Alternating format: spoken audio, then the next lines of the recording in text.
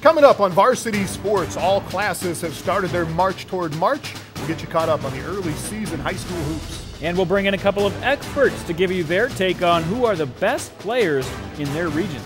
Jason has the holiday forecast for the best early season games. Plus, we'll answer some of the most interesting questions in high school basketball. Coming up now on Varsity Sports. Welcome. One of those questions is whether or not you should have been a weatherman, and we'll judge that at the end of the show here. Let's get into high school basketball, right. Jason. Some of the early season action starting in North Dakota, and start with the girls here in the big schools. Yeah. Usually we just kind of take a rewind of the last week, but we haven't touched on the girls in a couple weeks, so let's go through the rankings. I got Shanley at number 1.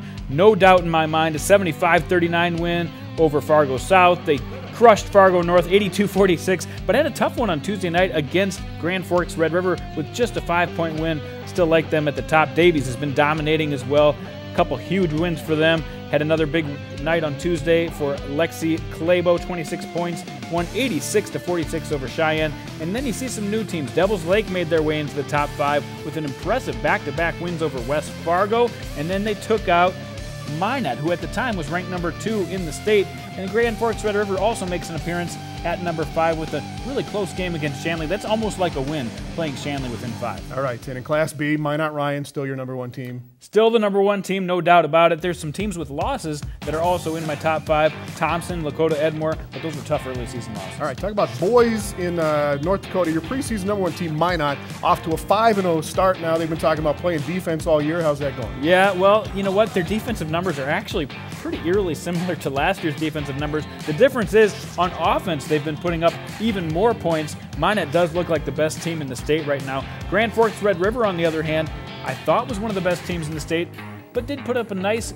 game on Tuesday night, but won by a single point, hitting a free throw at the end of the game to take out Shanley, but they still stay at number 2 in my rankings. Then you got Wahpeton, who's very close to them. By the way, Red River taking on Wahpeton on Monday should be a great game, but the Huskies not far back. They get a big home win on Tuesday night against South, 82-49. No problem there. And then West Fargo playing some good ball after that early season loss to Minot. They definitely look like a top 5 team. And Century has that one loss on the year. They always play in the Gillette Classic at the beginning of the year. Lost to Rapid City Central by just a couple points, but still a top 5 team in my book. All right, and just a quick check in Class B. Rugby, your number 1 team this week. Yeah, Rugby still is the number 1 team. Oak Grove, a good team. North Star getting a big win early. Those 3 teams really are the cream of the crop in my book. All right, when we come back on Varsity Sports, we'll talk to Tom Mix from the Forum of Fargo-Moorhead, get his take on some of these early season games in North Dakota. Varsity Sports on Midco Sports Network is presented by AE Tech Electrical Training Center in Rapid City. Varsity Sports on Midco Sports Network is presented by Shields. Welcome back. Time to bring the mix into the mix here on Varsity Sports. Tom Mix is a writer at the Forum of Fargo-Moorhead. He's on the line now talking about hoops in eastern North Dakota. And first, Tom, talk about some of the individuals to watch for this year in the EDC, the eastern part of North Dakota. And a lot of the stars were seniors last year. Who's going to step in and be the playmakers this season? I'll start with Wahpeton senior Blaze Irwin. Last week, he verbally committed to go play basketball at Minot State. He's averaging 20 a night for the Huskies, and, you know, Wahpeton figures to be a pretty good postseason possibility, team. They'll definitely make some noise probably in the EDC tournament, and we'll have to see if they make state. But he's a guy to keep an eye on. And then West Fargo, Melvin Collins and Ben Holland. Those 2 guys will probably be their leaders. But Shaden Keplin, I believe, is their returning all-EDC player. So you got to figure that he's, going to have some games here, throughout the season. And then going back to Fargo, at North, they got some really good guards. Saman Sem and Willie Roman.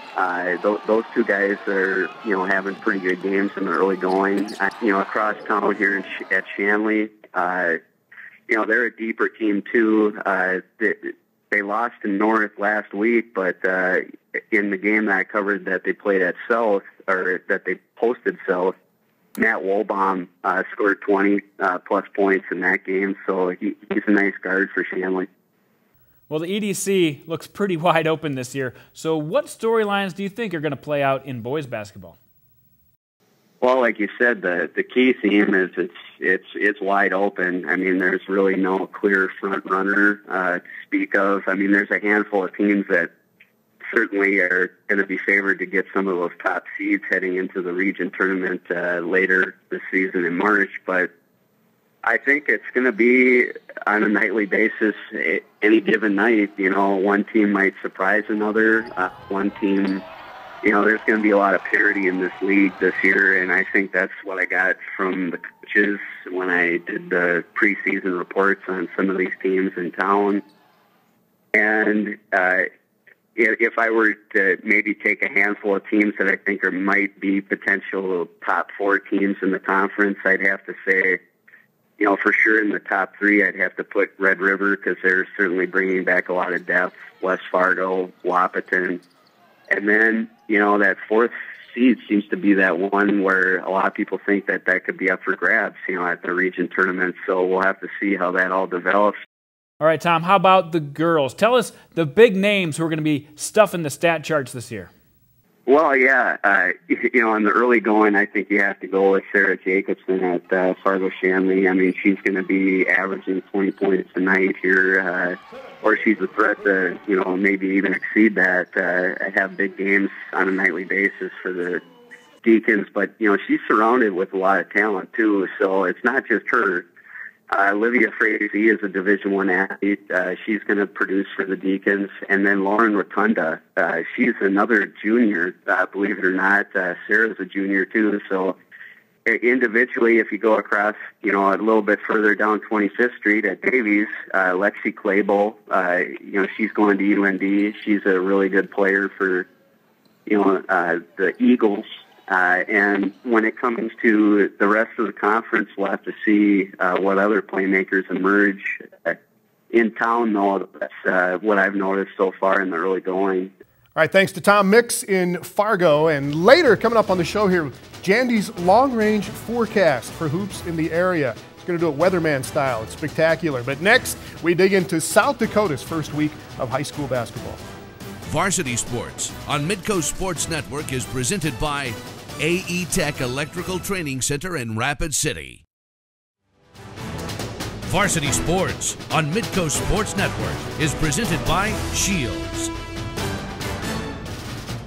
Welcome back to Varsity Sports. Time to talk some South Dakota hoops now. And let's get into some of the opening games of the season here, Jason. Talk about the big schools with the girls in South Dakota. And your number 1 team in AA right now is Sioux Falls O'Gorman. Yeah, and they haven't done anything to change that. They've been putting up some offense this year, and they can do it from multiple places on the court. And they've shown that. Huge win on opening night against Brandon Valley, and have also taken down Watertown and then Brookings on Tuesday night with a 60-49 win. And Brookings is not a bad team, by the way.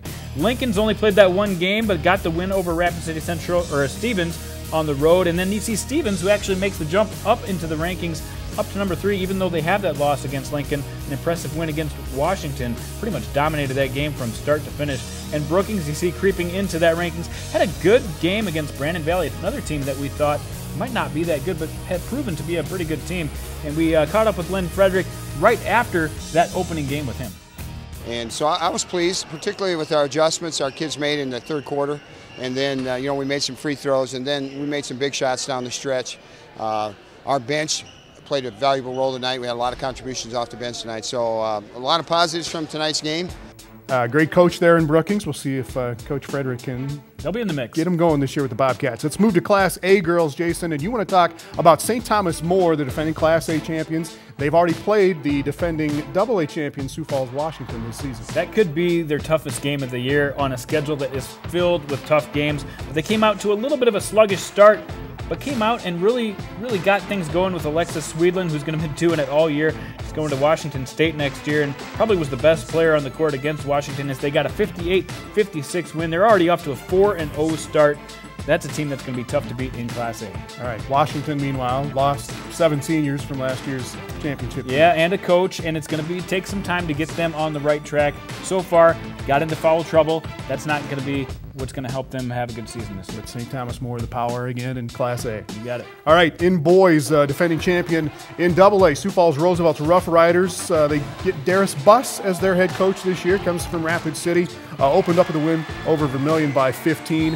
Where does Roosevelt stand right now? Well, they had a tough game on Tuesday night against Washington. Actually stayed in it at times and looked like they could play with some of the best teams in the state, but couldn't sink enough shots. I don't think they have enough depth in that front line, but I still think they're one of the best teams in the state at number 5. All right, Washington had a successful road trip, beat St. Thomas More and Stevens, and then number 1 Lincoln. What do you know about them right now? Well, Lincoln has just played that one game as well, and obviously will be the number 1 team in this class, but Washington is not far behind. They had a great start, and their star, Dangu, has been outstanding, over 20 points in each of his first 3 games.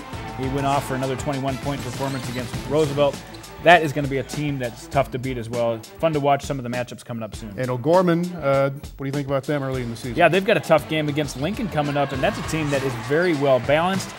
Look for O'Gorman, Washington, and Lincoln to be in that mix in the top 3 all season long. It's going to be a fun year in the Sioux Falls schools, and really that's the strength of Class AA. Right? But you got Yankton mixed in there with those 4 Sioux Falls schools right now. And Yankton plays against Washington coming up on Friday, which set up a great matchup. All right, next we will go with the West River perspective. We'll get some words from Nate Brown of SD Sports Buzz. Stay with us on Varsity Sports.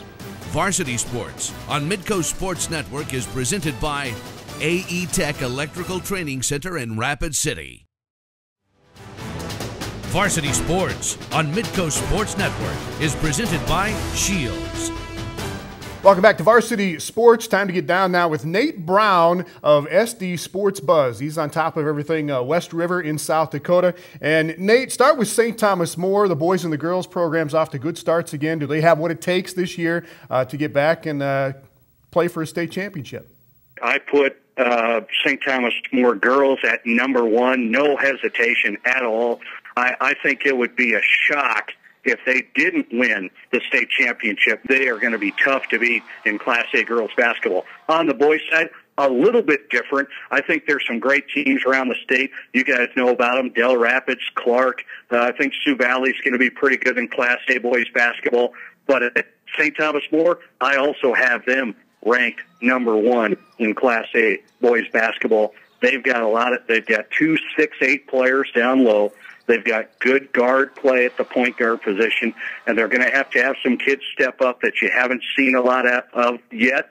That'll be the difference if they'll be able to make a run. I would expect St. Thomas More boys going to be in that Final Four at the Class A tournament this year, if I'm guessing.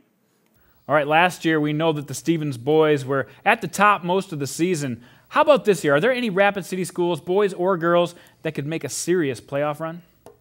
You know, I look at the AA side, and on the girls' side, I think they're going to have a tough time on both sides. We've seen Central and Coach Bloom have some good teams over the years, especially recently. They made the state tournament not so long ago. We saw that with Donovan DeBoer, who was the Stevens girls coach. He had some good teams. I think the Stevens girls, though, will be pretty solid. I really do. They've got Taylor Molstad at the guard position. Some pretty good players, even though they lost some talent from last year. On the boys' side of the AA level out here, they're still in somewhat of a rebuild mode there at Stevens because they had such a great team last year. You lose Steven Schaefer off that team, and he wasn't the only one they lose. Stevens, I think, is on the boys' side. They get a new head coach in Ron Reichert. He's been around the program a long time and was the girls' coach back in the day when Becky Hammond was out here. So Ron Reichert's taken over the boys. Stevens is going to have some growing pains early. On the boys' side at Central, though, Vince Spees is in his second year as head coach. He's got 7 seniors on this team. I think Central will surprise some people in South Dakota. They just got done beating a couple of pretty good Wyoming teams. So look for Central on the boys' side to compete, and many people aren't even talking about them. All right, thanks, Nate. Always on top of the action west of the Missouri for us. And it's always fun when Rapid City does have some good teams. And I think Rapid City Central, the boys, really, like Nate said, could make a run. All right, when we come back on Varsity Sports, we will find out if Jandy should have been a weatherman or not in his first ever basketball forecast. Stay tuned. Varsity Sports on Midco Sports Network is presented by AE Tech Electrical Training Center in Rapid City. Varsity Sports on Midco Sports Network is presented by Shields. Welcome back to Varsity Sports, and it is time for some groundbreaking television right here, right now. It's going to be spectacular. It is Jason Andera's basketball forecast. I hope this goes well. We might change the show from Varsity Sports to Varsity Weather if this does go well, and I've always wanted to be a weatherman. And I said, you know what? Let's make high school basketball with a long-range forecast. And you see right here, first of all, these numbers right here mean absolutely nothing. I just put them on there to make it look like a weather graphic. But let's get started. You see all the great games coming up over the next couple weeks. Tournaments, classics, invitationals, some of the best from the area. We'll start with the L&I, always a great place for the native teams to get together in Rapid City to play 3 days of great basketball. The CNDC is going to feature the top team in North Dakota Class B rugby, and then you see 3 great matchups coming up in the Pentagon. They're hosting the Mike Miller Classic this year.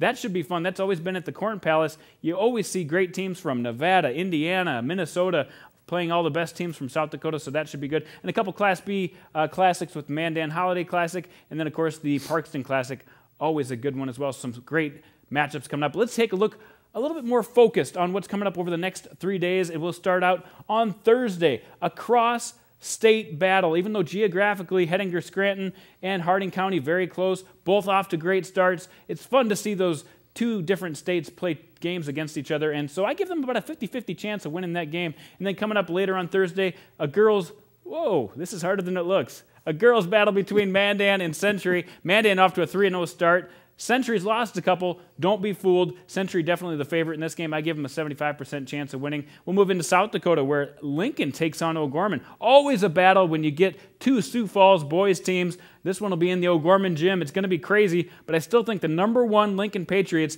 have the edge in this one, but not by as many as you'd think. Maybe a 65% chance of winning.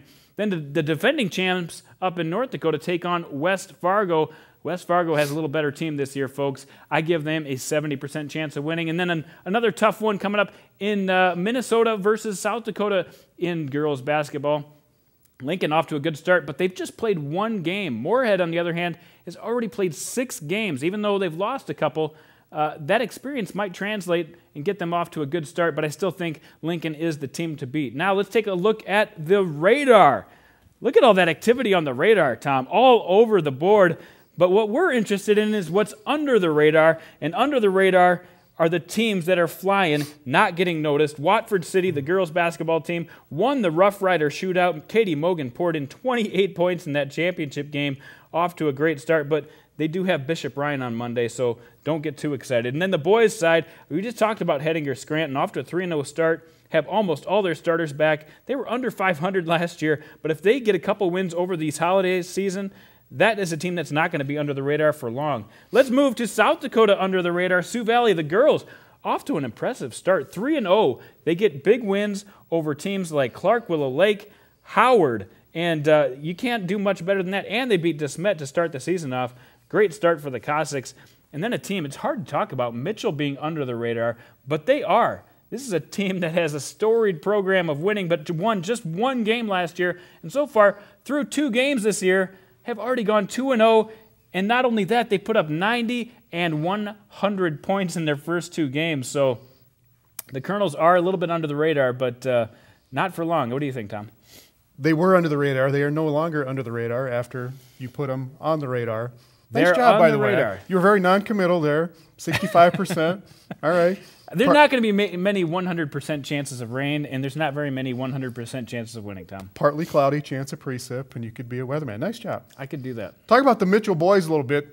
They scored 100 in that game against Harrisburg. Only shot 48%, but they got up 67 shots. They got up more than 2 shots per minute in a AA high school game. How fun is is incredible. that, by the way? How fun is that to see teams going up and down the court? And we debate this all the time, or talk about it all the time. It seems like in North Dakota you get these scores in the 80s and 90s all the time in the big school boys. Why not so much in South Dakota? Well, they do play a couple more minutes in North Dakota. They get 4 more minutes a game. And they don't stop for quarters, so they have a little bit more free-flowing play. And like you said, it's a couple passes and a shot. In South Dakota, I think they're geared more toward defensive stops and making that the defense is the way to win. Well, Mitchell is not right now because No, they're winning averaging 95 a that game, but Coach Skoglund said they want to work on their defense because they're giving up some points right now.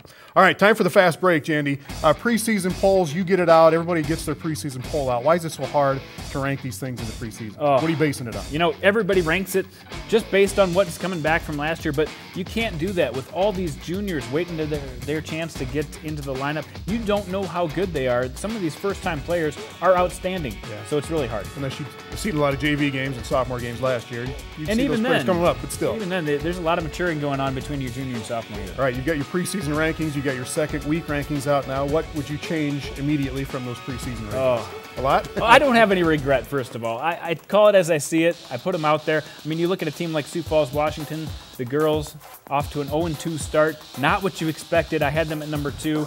I might regret that one a little bit, but I think they could work their way back into it. All right. In South Dakota, North Dakota, we've already had the defending champs in 2 classes play in South Dakota in a girls' game. It'll happen coming up in North Dakota. These are wonderful matchups, aren't they, in the early season? So exciting to see different classes play against each other. We don't see it very much in basketball, but we did see some great ones. In last week, St. Thomas More and Washington got together, 2 great teams from 2 different classes, and it ended up to be a great finish. And we're going to see that coming up after Christmas with Bishop Bryan and Shanley. This is the one people have always wondered about. Could Bishop Bryan play with these top 8 teams? Well, we're going to find out in less than a week. All right. So do you like the addition of the shot clock? This year in South Dakota, Class A teams will have a shot clock. This is a good idea, isn't it? It's a great idea. We should get it on all classes. I know there's expenses involved, but it really helps, especially at the end of games, when you get teams that are just holding on for the win. Make them put up a shot. All right. North Dakota, South Dakota, which of the defending champions have a best chance of repeating this year as state champions? Oh, defending champs, you got to go with some of the girls' teams are outstanding. St. Thomas More in South Dakota on the girls' side, Warner on the girls' side. In North Dakota, you got Bishop Bryan and Fargo Shanley, both strong favorites. I suppose you'd go with St. Thomas More with the best chance to repeat about all 4 of those. All right, thanks for joining us. We'll see you next time on Varsity Sports.